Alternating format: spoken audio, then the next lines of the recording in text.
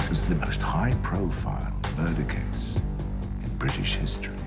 You and Ms. Howe are defending the accused terrorist from the government. It was mentioned to me as a possible project by working title when it was being written, and they asked me if it was something that I might be interested in reading when the actual draft came in, and when they had a first draft, they sent it to me. And from the second that I heard what it was about, I was intrigued by the idea and had been keeping my eyes peeled for an intelligent adult thriller for a while, and this seemed to fit the bill. No, I was directing plays, is the truth. I mean, after I did Is Anybody There, I just went off directing plays, and I was developing other film projects. None of them were ready to make, and when I became attached to this took about a year longer to get on the blocks than we thought it would do. Is that, you know, no, it's sort of time passes when you're busy making plans, doesn't it? You know, it's like, it's not intentional, no. If I had my way, I'd make a film every year, but it's not that simple.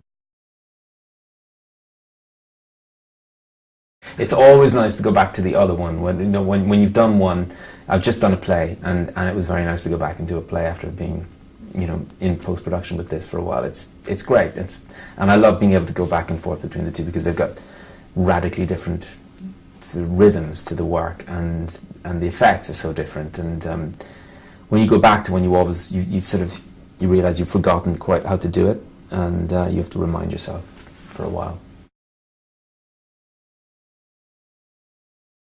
I'm not sure that I have a particular bee in my bonnet about injustice or anything. I think it just tends to wash up in the kinds of stories that I get drawn to, and I guess that's because I usually get drawn to a story because of the characters. I mean, that was the truth with this, is that while I did want to try and make an adult thriller, the thing that really appealed to me was the nature of the relationship and the way in which that relationship was threaded through the story, that it was a sort of fragmented, broken relationship at the start, which gradually unpacked itself as the film went on, and by the very end of the film you see the possibility or the potential that these two could have a future together, but you never see that relationship consummated in the film, and that felt like an interesting structure to tell a story of a relationship through.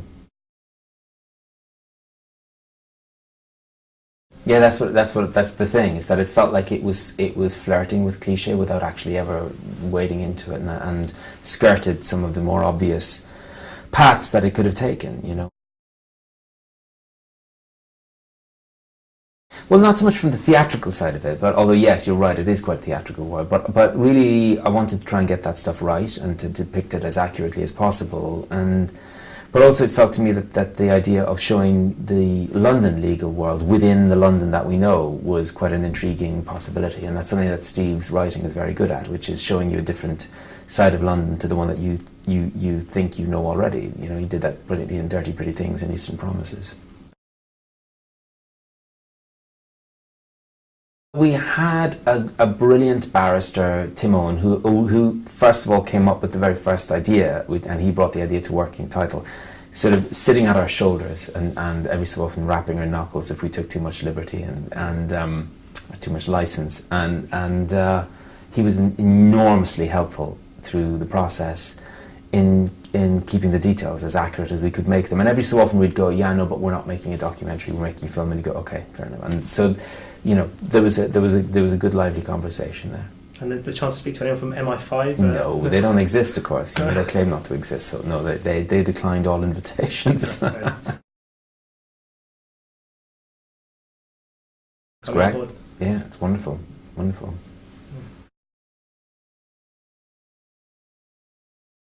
Yeah, well, I just did a play at the Donmar Warehouse, and I'm going to direct a film next year called Brooklyn, which is based on a Colm Tóibín novel, which, I'm going to shoot it next March and April. There are powers at play that neither you nor I may even hope to control.